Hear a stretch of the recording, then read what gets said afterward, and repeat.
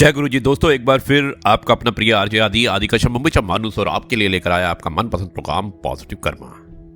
दोस्तों, आज episode number है 526 और आज मैं आपको ये प्रोग्राम मुंबई से प्रस्तुत कर रहा हूं। गलती तेरी नहीं कि तूने मुझे धोखा दिया, गलती तो मेरी थी जो मैंने तुझे मौका दिया।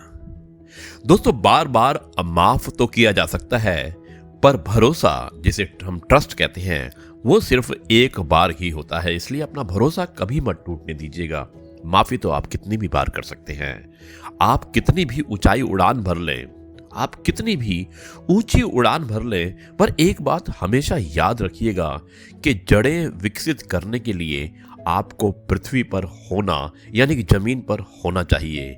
घर हवा में नहीं बनते, जड़ें नीचे की ओर बढ़ती हैं, ऊपर की ओर नहीं।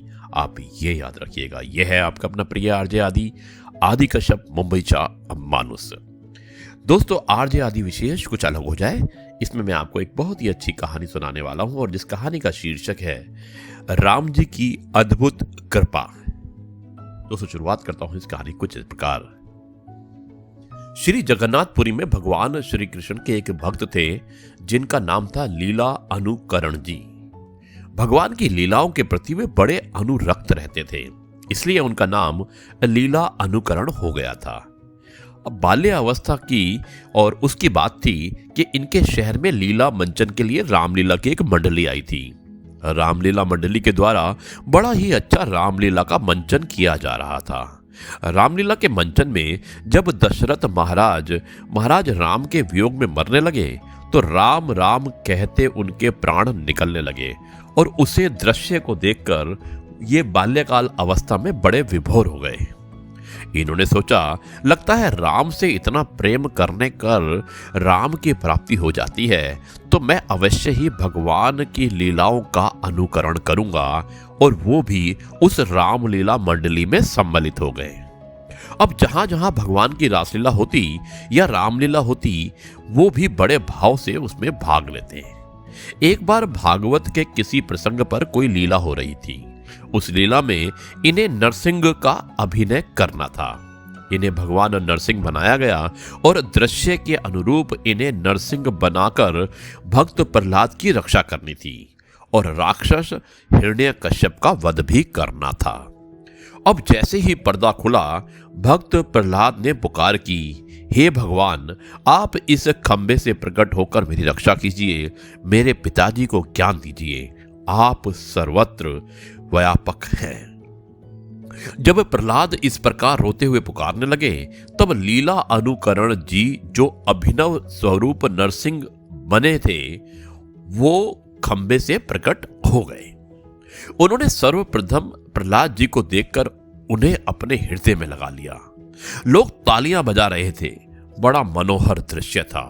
बहुत देर तक भक्त लीला अनुकरण जी ने प्रहलाद को छोड़ा ही नहीं। तब प्रहलाद जी कहने लगे, अरे यहां मंचन चल रहा है, बहुत लोग हमें देख रहे हैं, आपको जो अभिनय मिला है उसे पूर्ण कीजिए। अब छोटे बालक प्रहलाद की बात सुनकर वो पुनः अपने अभिनय में लौट गए।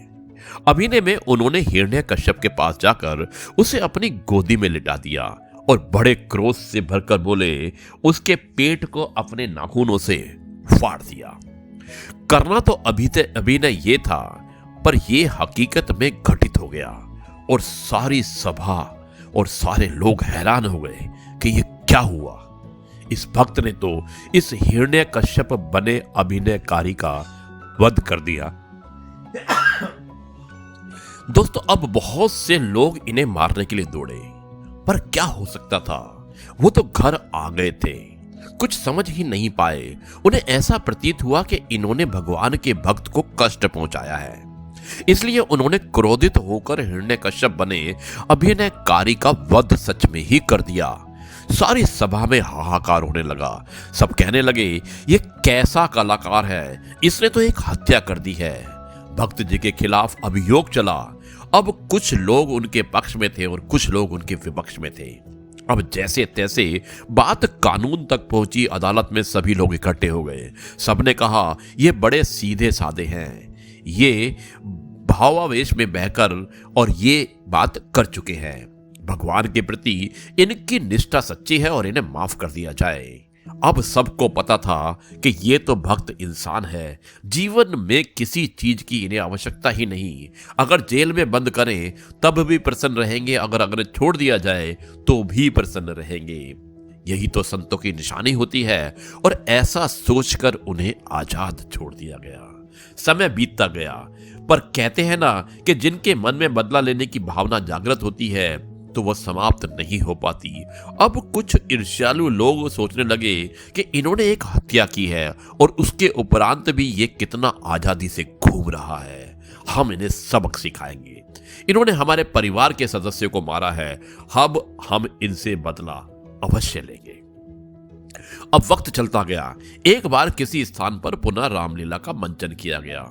अब ईर्ष्यालु लोग सोचने लगे, हमने सुना है ये भगवान के बड़े भक्त हैं और उनकी लीला करते करते ये उस लीला में इतने खो जाते हैं कि इन्हें शुद्ध बुद्ध ही नहीं रहती। जिस प्रकार ये नरसिंह बने तो इन्होंने हिरण्यकश्यप बने कलाकार को ही मार दिया।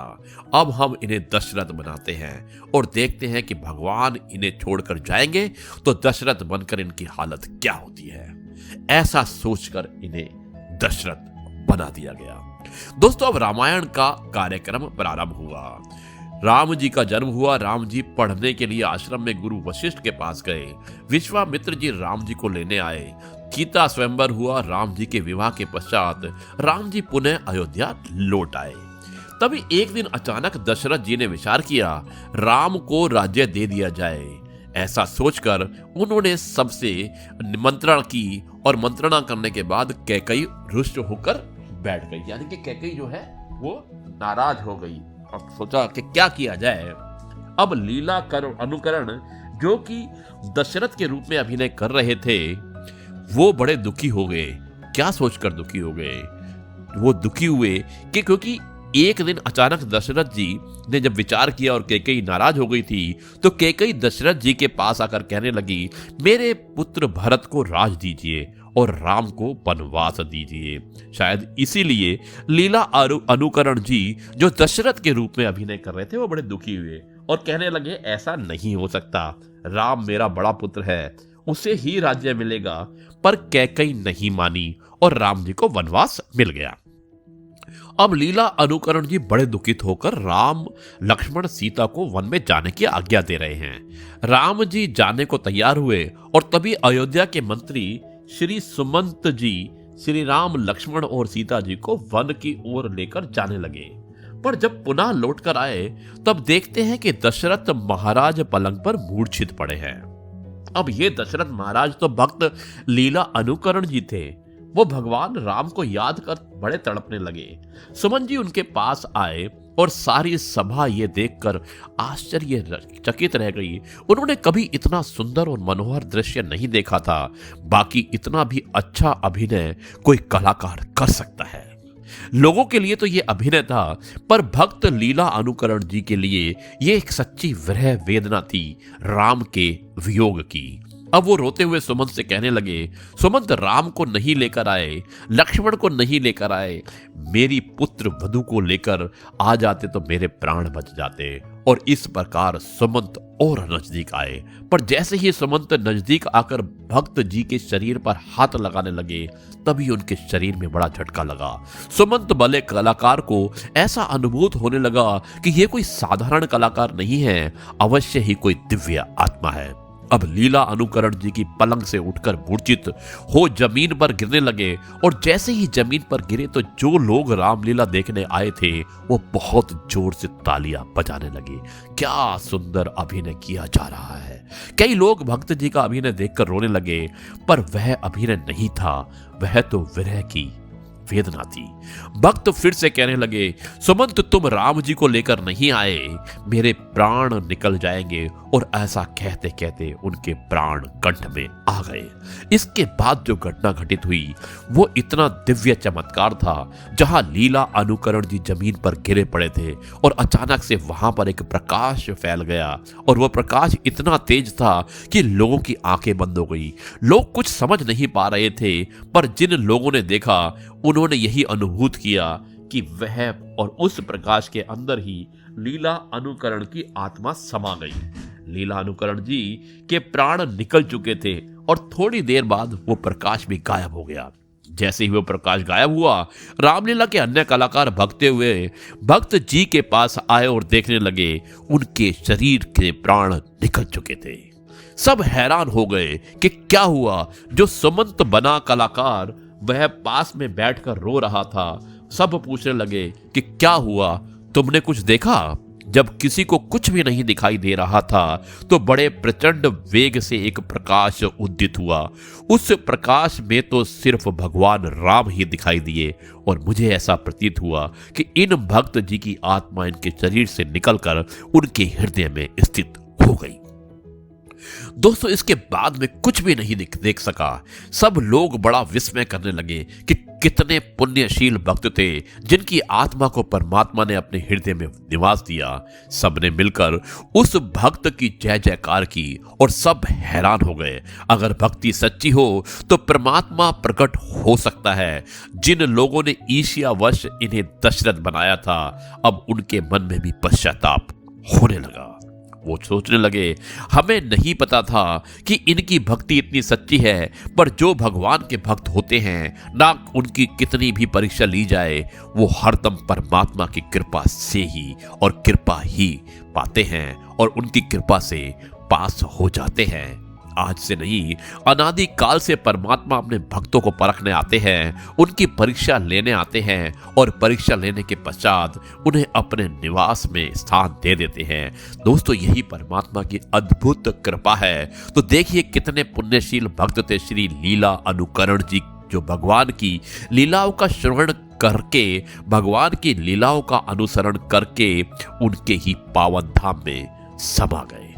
ऐसे भक्त और भगवान के पावन प्रसंग का श्रवण हम कर कर उन्हें बारंबार प्रणाम करते हैं। दोस्तों, यह है आपका अपना प्रिय आरजे आदि कश्यप मुंबई से मानुस। मुझे उम्मीद है कहानी लंबी जरूर थी, लेकिन बहुत ही अच्छी कहानी थी, पौराणिक कहानी थी और जो आपने पसंद की होगी। अब मैं इस कार्यक्रम को यही समाप्त करता हूँ और कल आपसे एक बार फिर मुलाकात होगी किसी नई कहानी में, नए किस्से के साथ। तब तक के लिए कहता हूं नमस्कार, जय हिंद, वंदे मातरम, भारत माता की जय। जय जवान, जय किसान, जय गुरु जी, शुक्राना गुरु जी।